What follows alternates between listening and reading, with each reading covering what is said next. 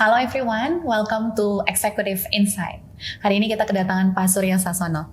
Thank you Pak for coming to Han Hire hari ini. Thank you Cid for Sudah disiapin waktunya buat kita. Pak, sekarang itu tuh Pak Surya itu Chief of Talent Pak. Iya kan? Nah kita tuh pengen tahu dulu sih Pak, Chief of Talent tuh ngapain sih Pak?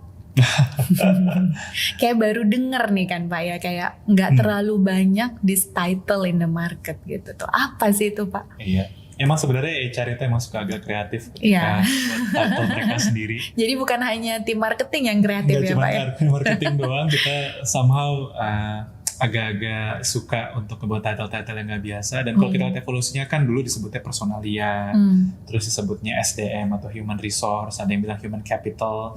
Di startup world sometimes they call it people operations, people and culture. Nah, Bukalapak for some reason dari awal mereka sebutnya talent. It refers to the same thing, which is human resource. Tapi in principle maksudnya adalah karena ya everyone in Bukalapak is a talent. That's how we see our employees. Dan that's why ya daripada kita bilangnya human resource, which kayaknya biasa gitu ya, kita in a way try to frame that everyone in Bukalapak is a talent, and therefore ya yang ngurusin human resource ya Chief of Talent. Chief of Talent ya. Tapi other function in the HR itu under your control juga nggak atau hanya talent aja? Under barang-barang juga. Jadi talent acquisition. Jadi under aku ada talent acquisition, ada talent services, ada talent business. Jadi semua yang biasa dinamain HR tinggal di-rename jadi talent gitu basically. Jadi talent management ada juga, compensation benefits ada juga. Jadi basically end-to-end HR process. Jadi ini tuh kalau misalnya aku samain dengan Chief of HR boleh juga? Equivalennya kayak gitu. Iya, Chief of People sama juga. Chief of People sama juga. HR Director sama juga. Sama juga. Just yours is Chief of Talent. Jadi biar gitu. beda aja kan. Biar beda. Tapi udah pernah ada belum Pak di market sebelumnya? Aku nggak pernah cari-cari posisi gue di market tapi emang it's a legacy thing. There used to be previous Chief of Talent. Dan aku ya keep it as is aja. Oke. Menarik nih Pak. Ini untuk kita menginspirasi teman-teman di luar sana yang mungkin mengawali karirnya di HR gitu kan ya. Gimana caranya untuk sampai ke posisi chief Pak? Gitu. Banyak posisi-posisi chief di luar sana tuh dia butuh 15 tahun, 20 tahun bahkan untuk bisa ada di chief positions atau director positions. But you are quite short ya Pak ya. Agak-agak 10 tahun gitu kayaknya kalau saya nggak salah hitung nih gitu kan. Gimana tuh Pak? Apa sih yang kita harus lakukan gitu kan ya mulai you are quite fortunate karena dari awal karir memang di HR, terus growing up di HR sampai akhirnya jadi chief gitu kan. Tapi for some people kan nggak terlalu gitu ya Pak. Kadang-kadang ada yang dia mental dari mana gitu kan. Walaupun Bapak mental juga dari jurusan ya, dari jurusan ya gitu kan. Tapi gimana Pak caranya? Apa tipsnya sih supaya karirnya itu bisa growing secepat itu? Menurutku karir itu adalah side effect. Title, jabatan menurutku adalah efek samping dari learnings yang kita accumulate throughout our journey. Gitu. Karena dan ini something yang aku selalu tanemin dari awal aku masuk kerja di awal pertama-tama ya. Jadi I started my career itu awalnya juga nyasar, I was an engineer. Terus pas interview zaman dulu pokoknya pengen masuk oil and gas, masuk program management trainee. Terus ujung-ujungnya dilalah masuk ke HR karena itu part of the rotation. 6 months in, I feel like I like the job, and therefore continue ya sampai the next 10 years gitu. Awalnya cuma iseng-iseng, lama-lama jadi career by itself. Nah, during those times, there were instances di mana aku dihadapkan sama situasi whether I should get quote-unquote more money or better title versus more learning. And that's something yang whenever I was faced in those kinds of situation, alhamdulillah aku selalu pick on the right learning. Aku selalu pick on yang aku optimize adalah learningnya dulu. Kenapa? Karena title atau gaji itu something yang bisa naik bisa turun. Right? Di atas langit ada langit juga. Di atas langit ada langit juga, dan kita selalu mikir dulu, gaji selalu naik, not necessarily true. Especially kita baru kerasa di Tech Winter, gaji naik, habis itu mungkin karena satu dan lain hal, kehilangan pekerjaan, have to settle something yang less gitu. Title segala macam, I think it's just an after effect. Everything can go ups and downs, tapi learnings, knowledge, wisdom, you can only goes up. Jadi whenever we are faced with that kind of situation, always pick the learning first. And that's something yang aku always pick tiap kali aku ada dalam suatu decision making point kali ya. Jadi decision making point yang menurutku quite critical ketika aku move dari my first job ConocoPhillips ke Gojek pada waktu itu. Yang aku optimize kalau dipikir-pikir back then Gojek is still a very small startup. Bahkan dulu belum ada nama istilah startup ya. Jadi zaman dulu ya kayak Bluebird tapi ojek. That's how I explain Gojek to my family gitu. Okay. Terus kayak yakin you came from oil and gas, tapi I know I can learn a lot. I know that I will be one of the very early HR there. I can establish things yang mungkin that kind of experience I wouldn't get it any other way. Jadi I moved there. The same ketika alhamdulillah dapat beasiswa, aku dihadapin dengan either I stay in Gojek and be promoted or I took an MBA. Dari aku ngeliatnya if I took an MBA it's a once in a lifetime thing, then I can learn much more faster than kalau misalnya aku stick in the same role for instance or being promoted even. Jadi kalau aku lihat sih yang di-optimize menurutku jabatan, gaji segala macam is just a side effect. Iya, mengikuti. What we need pasti. to pick adalah di path mana sih yang bisa mengoptimize our learning curve. Gitu. Jadi ya I guess in a way what brought me here eventually ya karena if I reflect back my past decisions, I always try to pick those that can optimize my learning curve. Iya. Sampai akhirnya ke posisi chief nih Pak. Tadi kalau dengerin itu kan it was a beautiful story lah gitu kan ya. Dari oil and gas ke Conoco, ke Gojek gitu kan. Akhirnya kemana itu kayaknya smooth banget gitu kan ya. Tapi challenge-nya kan pasti gede banget ya Pak. Di today-nya gitu kan. Pasti ada hari dimana yang kayak I hate Monday itu pasti ada lah ya. Pernah mengalami gitu kan ya.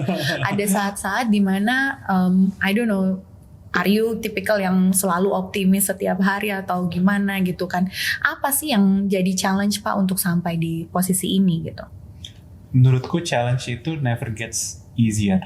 We just learn to suffer better, I guess ya. Jadi kalau jadi manajer tuh bukan hidup lebih enak ya Pak ya? Nggak pernah ya? lebih enak sih. Padahal kalau anak-anak tuh ngelihatnya gini Pak. Wah enak banget dia jadi manajer gak ngapa-ngapain gitu. Nah, itu salah ya Pak ya? Manajer justru malah kerjaannya siluman gitu. Iya. Malam-malam you have to be on Diam-diam, call segala macam gitu. Jadi challenge-nya tuh pasti ada. Tapi gini menurutku every time we face a challenge kita selalu punya reaction fight or flight ya. Dan if we fight chances are appetite kita for the next stages of challenge tuh akan lebih gede juga. Dan if we are ready for the next stage of challenge, our capacity untuk getting more responsibility segala macam juga akan meningkat, and therefore karir dan sebagainya juga dengan sendirinya pasti akan meningkat over time. Gitu. Jadi menurutku sih ketika ada challenge, pas ngerjain pasti ngerasa berat. Tapi if we reflect back, kita ngerasa dulu gue ngerasa ini kok berat banget, tapi setelah gue ngerjain sebenarnya lewat juga dan ternyata gue bisa gitu. The same way sekarang kan kalau kita mikir-mikir zaman dulu SMA kayaknya ujian stres banget gitu. Tapi kalau kita lihat sekarang kayaknya kayak harusnya gue gak se-stres gitu. Benar. Jadi I guess partly perumpamannya kayak gitu sih. If we try to push through and able to take forward and we don't flight, eventually I think we increase our capacity juga. As a human ya. Iya, pas masa-masa berat itu Pak, ya apa yang memotivasi Bapak untuk maju terus gitu? I need to push through, tapi kenapa Bapak harus push through gitu? I always pick on if I didn't do it, what will happen next kali ya. Nah, motivasi itu bisa beda-beda in different time.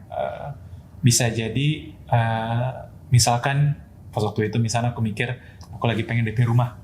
Motivasiku adalah if I don't push this through, I can lose my job and therefore aku jadi nggak bisa fulfill my financial responsibility. It can be those things. Or motivationnya bisa jadi if I do this, I'm helping a lot of people because it's a people-related jobs. Dan I want to help as many people as I can. Gitu. Jadi motivasinya itu bisa beda-beda tergantung at which life stage we are. Dan alhamdulillah sih so far buat aku there's always a way to find a certain motivation sih. Walaupun motivasi bisa macam-macam depending on kapan ujian itu terjadi lah. Oke. Ngomongin motivasi, Pak. Are you always have goals in your life? Ada selalu Ada ya. goals. Dan goalsnya berganti nggak seiring waktu? Atau selalu itu? Jangka panjangnya sih selalu itu. Selalu sama ya? Jadi ini mungkin part of brainwash dari kecil kali. Jadi my family is some forms of ways is always very close to be a public servant, doing public service. Jadi pas sekarang pun kalau ditanya dari dulu sih sampai sekarang ditanya pengennya jadi apa, pengennya jadi menteri nantinya. I don't know whether that's there will be a future for it or not. Tapi I kind of like the idea of helping the nation in some form of ways, but also have a good sense of self-actualization kali ya. It doesn't have to be in the form of menteri, tapi it has to be in the form of I do something for my country. Iya. Wow, that's big, Pak Prabowo mungkin. Kalau sampai podcastnya Pak Prabowo mungkin ya kan. So that's a huge goals ya. Jadi selama ini mungkin yang tadi ketika masa-masa berat itu you want to push through karena memang ada goals besar di depan gitu ya. You want to prove to everybody that you can do this gitu ya. Ya, oke, cool. Pak, sebagai chief of people nih Pak, chief of talent tadi kan ya. Pasti Bapak kan punya large numbers of team gitu kan. Challenge-nya apa Pak punya tim? Macam-macam. My team is very diverse. Almost everyone yang report directly to me is older, so it's a challenge by itself. Tapi most of them yang under mereka tuh ada yang even lebih tua lagi, or ada yang benar-benar yang fresh graduate, dan mungkin bahkan nggak S1 gitu. Jadi education wise range jauh. Umur wise range juga jauh, and that kind of diversity kan, when it comes to people there is no one size fits all kan. You have to tailor your approach in a certain way whenever you're dealing with people. Nah kadang mengganti hat itu whenever I do one-on-one or whenever I do meeting, itu mesti you have to be very observant and very careful of what you say, especially if you're in a leadership position. Everything that you say, as small as it is, it will be taken very seriously. Dan it can be very motivating people or can be very demotivating to some. Gitu. Jadi you have to constantly think lah. Nah mungkin trikinya adalah if you are in the highest role in a room, you tend to forget that you are in the highest role in a room. Dan kadang kita ngomong suka nggak terkontrol gitu, karena ngerasanya mungkin we are in the highest level people in the room gitu. Kayak everyone will listen to me anyway. Tapi malah menurutku itu tanggung jawabnya justru lebih gede. Karena whatever that you said itu pasti akan berimpact banget gitu. I still remember even when I became my first time manager pas di Gojek, there was a few instances di mana aku ngomong menurutku biasa aja, tapi itu sampai ke bawah, sampai orangnya stres, sampai orangnya demam segala macam, dan aku baru tahu itu belakangan.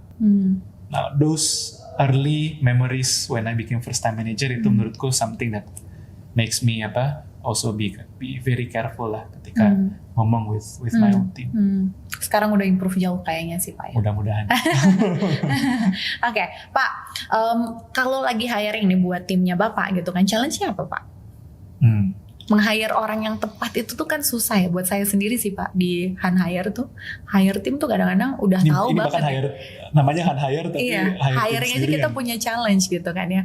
Kadang-kadang kita udah punya personanya, we know what we want gitu kan. Dan waktu di interview sounds like very good gitu, let's hire gitu kan ya Pak. Tapi pas udah on board nih, wah kayaknya it's part of me yang melakukan decisions yang salah nih gitu kan ya. Itu gimana Pak?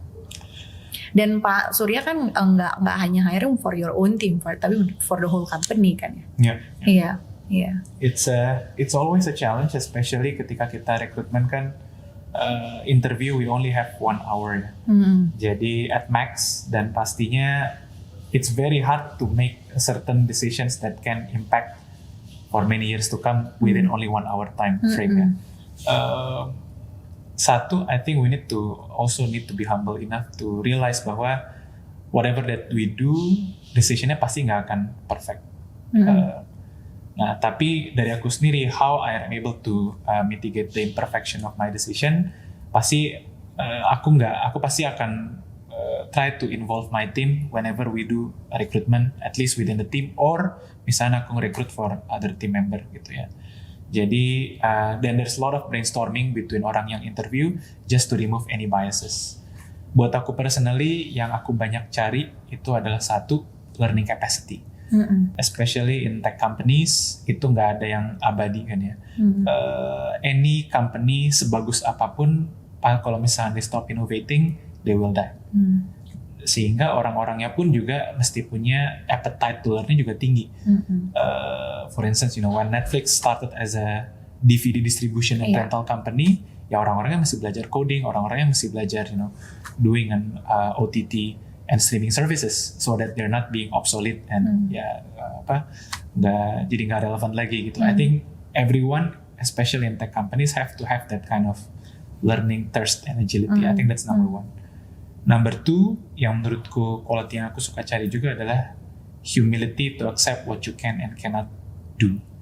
Ini gimana nih Pak? Biasanya questions yang aku suka tanyain adalah, ini jadi tips ya. Tapi tips ya. Questions yang masuk ke timnya Pak Suryo.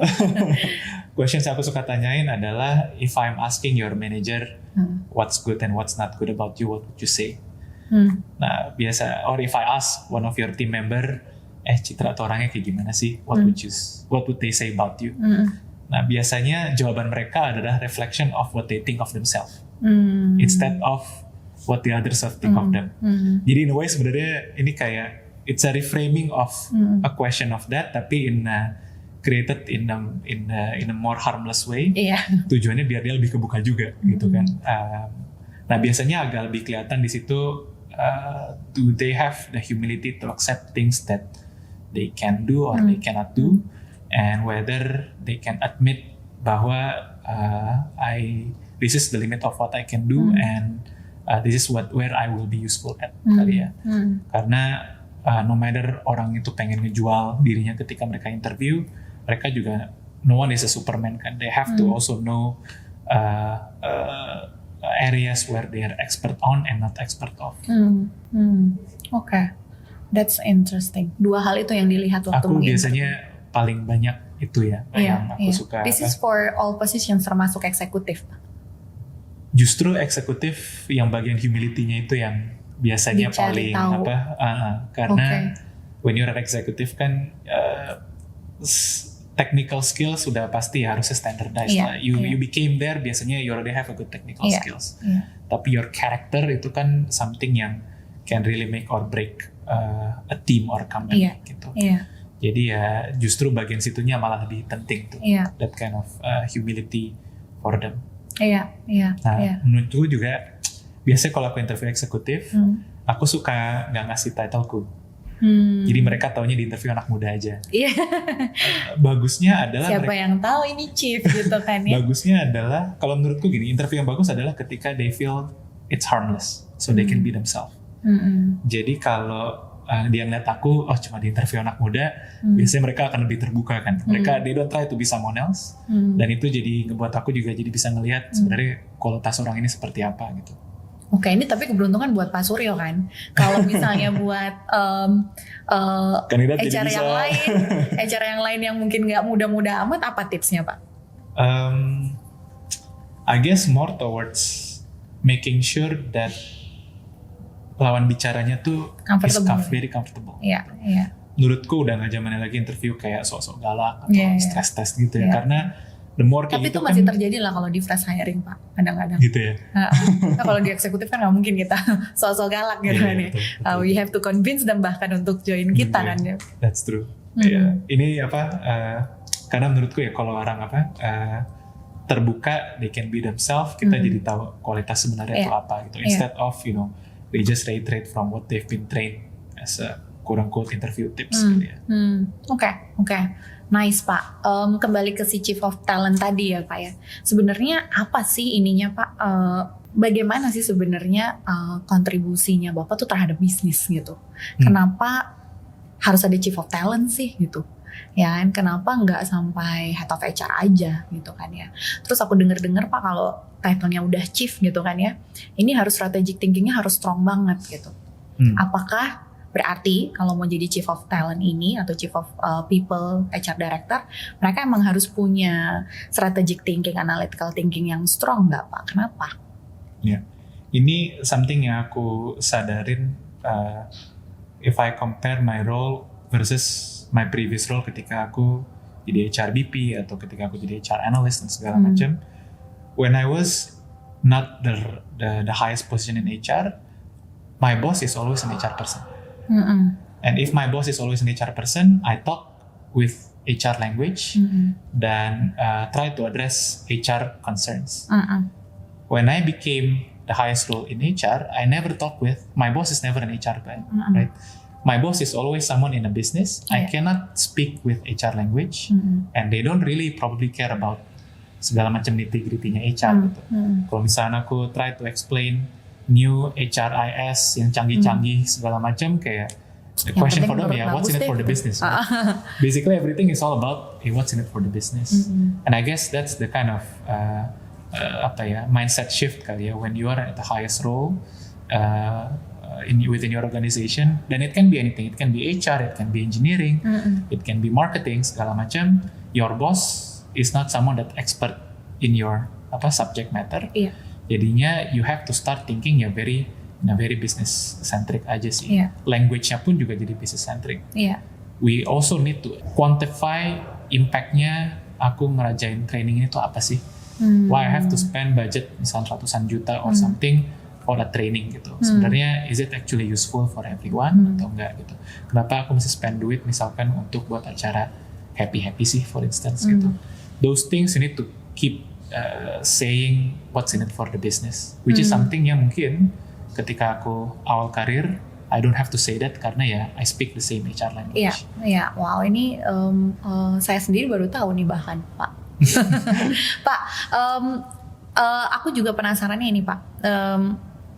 Kalau misalnya tadi kan Bapak bilang, tadi kan kita sempat ngobrol bahwasanya you are quite lucky karena memang mengawali karir di HR positions, terus growing up sampai ke akhirnya ke chief positions gitu ya.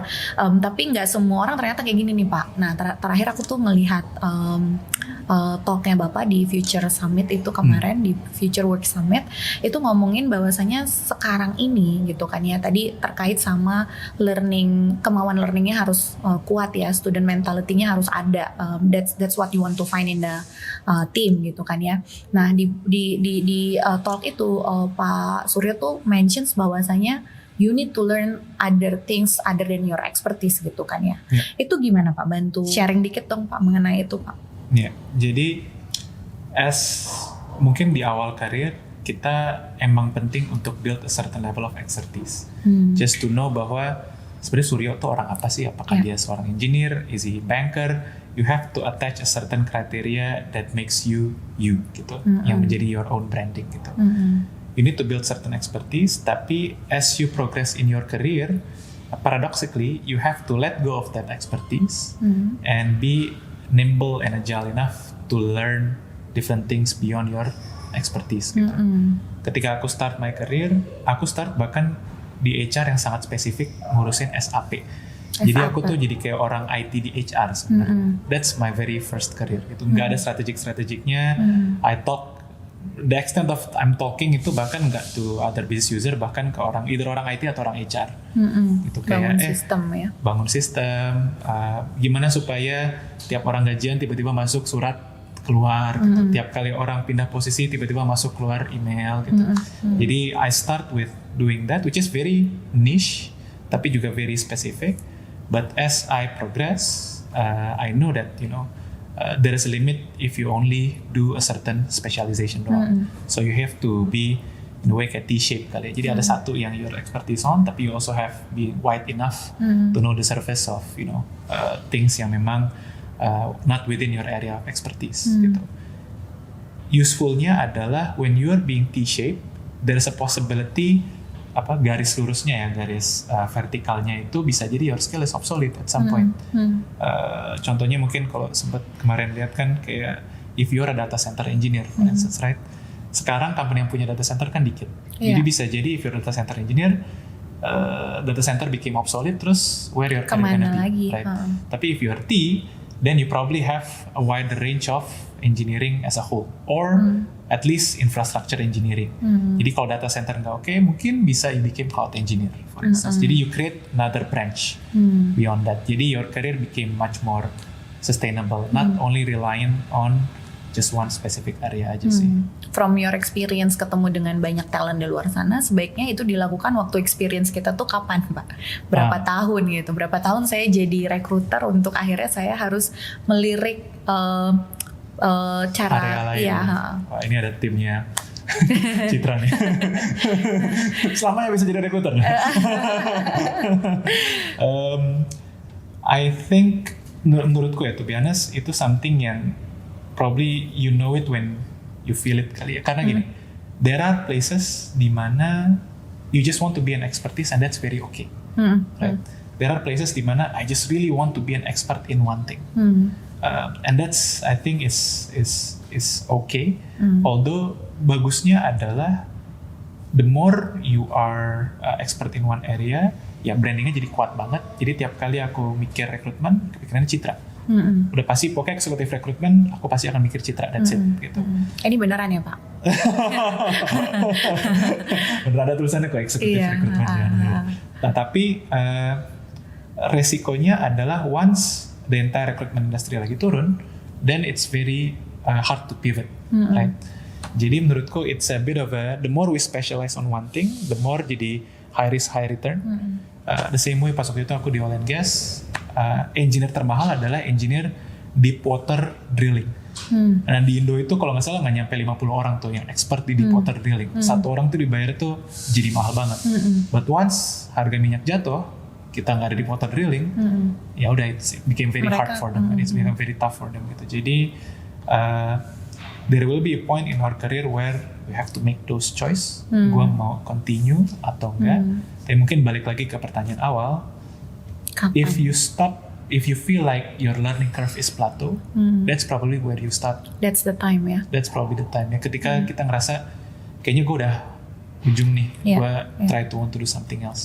I think that's probably the right moment. Oke, cool, Pak. Pertanyaan terakhir, Pak. Kita udah sharing banyak banget. Aku rasa kita udah belajar banyak juga gimana caranya jadi chief, berada di posisi chief gitu kan ya. Satu tips deh, Pak, buat teman-teman di luar sana yang mungkin sekarang mengawali karirnya di HR gitu kan.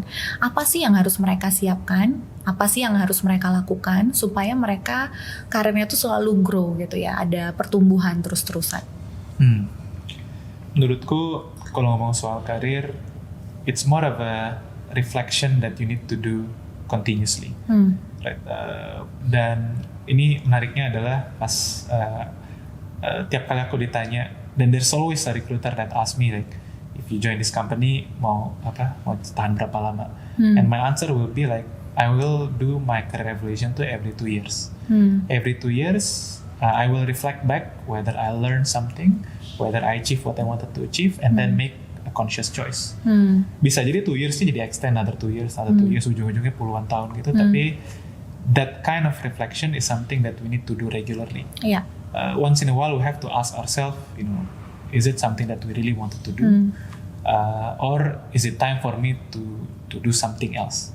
Dan bisa jadi jawabannya macam-macam, tergantung dari life stage kita. Awalnya mungkin kita fresh grad, gue pengen jadi direksi di suatu perusahaan, suatu nanti gitu. 2 years in, terus misalkan capek banget ternyata kerja capek banget nih kerja nih. Gitu, capek banget kerja atau enggak tiba-tiba ada business opportunity, temen ngajakin buat startup misalkan, kayaknya ini seru banget, should I make that choice or not? Nah those kinds of moments itu pasti akan ada aja. Dan menurutku kita nggak bisa saklek juga untuk follow through things yang kita mimpiin dari dulu, karena bisa jadi things are changing. We have to be adaptive enough. Tapi buat aku sih, I always try to optimize ya learningnya. If I feel like I can learn whenever the opportunity came, ya why not? Oke, Pak Suryo, thank you so much udah sharing sama kita hari ini. Teman-teman semua, thank you sudah dengerin Pak Suryo Sassono.